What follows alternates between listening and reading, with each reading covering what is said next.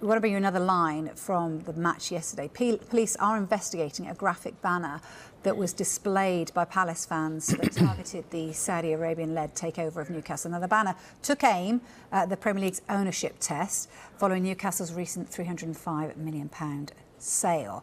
Now, the takeover was funded 80%, as you may know, by Saudi Arabia's Public Investment Fund, whose chair is Crown Prince Mohammed bin Salman.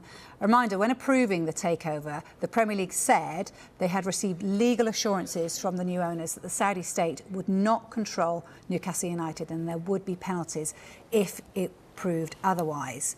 Now, this is what Croydon Metropolitan Police released yesterday. On the 23rd of October, police received a report of an offensive banner displayed by Crystal Palace fans. Officers are assessing the information and carrying out any inquiries. Any allegations of racist abuse will be taken very seriously. And we've contacted the Premier League, Crystal Palace and Newcastle for comment. And just another line as well, that Proud and Palace, the club's official lesbian, gay and bisexual and transgender supporters group, also protested on Saturday, posting a video on their Twitter account. Now, the Newcastle takeover itself by the Saudi Public Investment Fund has raised plenty of questions over the many human rights issues linked to the Saudi state. Now, the Premier League say, as we were saying, they've received legal assurances from the new owners that the Saudi state will not control Newcastle United. Let's get more on this. I'm delighted to say that we're joined now by Adam Crafton, the reporter for The Athletic, who joins us now. Adam, some of the Palace fans, as we heard, excuse me, demonstrated their opinion yesterday. You wrote a very compelling article last week regarding Saudi Arabia's LGBT plus community. Explain why this is so relevant to the takeover. Yeah, sure. Good morning. I think, first of all, in relation to the Public Investment Fund, which, as we know, the chair of that is the Crown Prince of Saudi Arabia. There's 6 government ministers, a royal court advisor, and then the final member is Yasser Al-Rumayyan, who is not connected to the government directly, and that's why he's been given the position of Newcastle United chairman. So the concerns that are being expressed by LGBT supporters groups are because, to be gay or lesbian or transgender in Saudi Arabia is very, very precarious, punishable by imprisonment, flogging, death, and there's real human rights violations that have been alleged. So, people are arguing to say, if the Saudi state is going to have a level of involvement in PIF, that by definition will translate into a level of involvement in Newcastle United. And that's why there's the scrutiny that there is. And so far, there's been a real failure of communication by the Premier League to say how this will actually be regulated. Yeah, just talk us through that. How did you expect the Premier League to handle this then?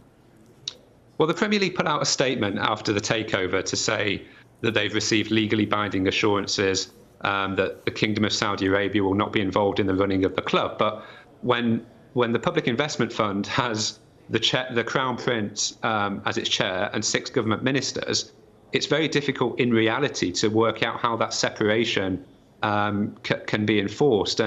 And then how do you regulate this? How, if one of those people who is on the board of PIF wake up one day and decide they quite like this left back from Napoli and they'd quite like to sign him, or they think this player should be playing at right back instead of left back, and they send a text to the head coach at Newcastle, how do the Premier League intend to regulate that? I think that's a really difficult thing, and it's even more difficult when you look at the very close ties between the British government and Saudi Arabian government, because is the Premier League, I think there's doubts over how strong the Premier League's hand would be if it did need to intervene.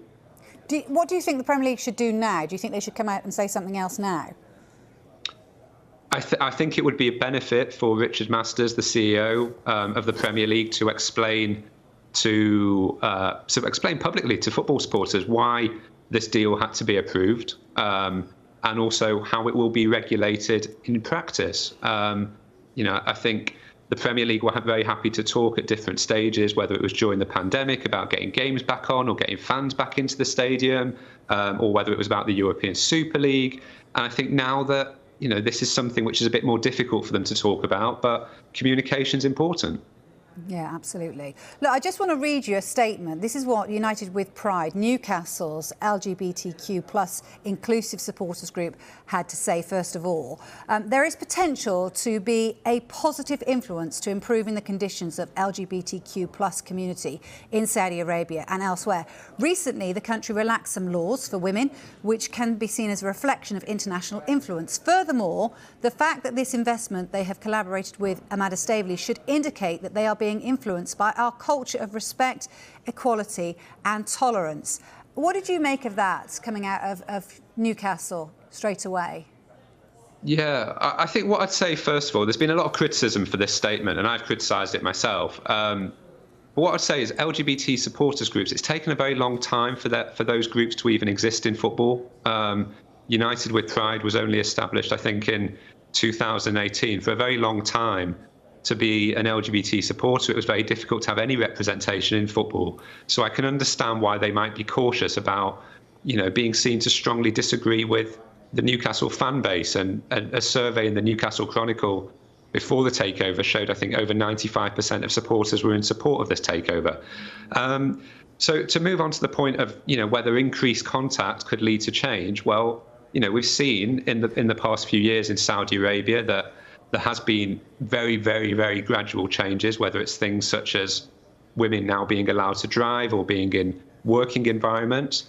But at the same time, during the conversations that I had for the report that we made on The Athletic last week, you could take the example of an activist such as Loujaina Al-Hahlul, who was a female activist who was campaigning to get permission for women to drive in Saudi Arabia. The state then sanctioned that, and now she's in prison, having been part of that campaigning. So there's a lot of contradictions in terms of that progress. There's no sign at all, really, of progress in relation to the situation of LGBT people. Of course, we hope that increased contact with the West might lead to changes in this regard. But, I think we have to be very cautious about the idea that, just because Newcastle's owners are popping over to the northeast a few times a year, that you're going to see real policy change in Saudi Arabia. Yeah, you can only hope. Adam Crofton, thank you so much for joining us. Some really good points there. Thank you.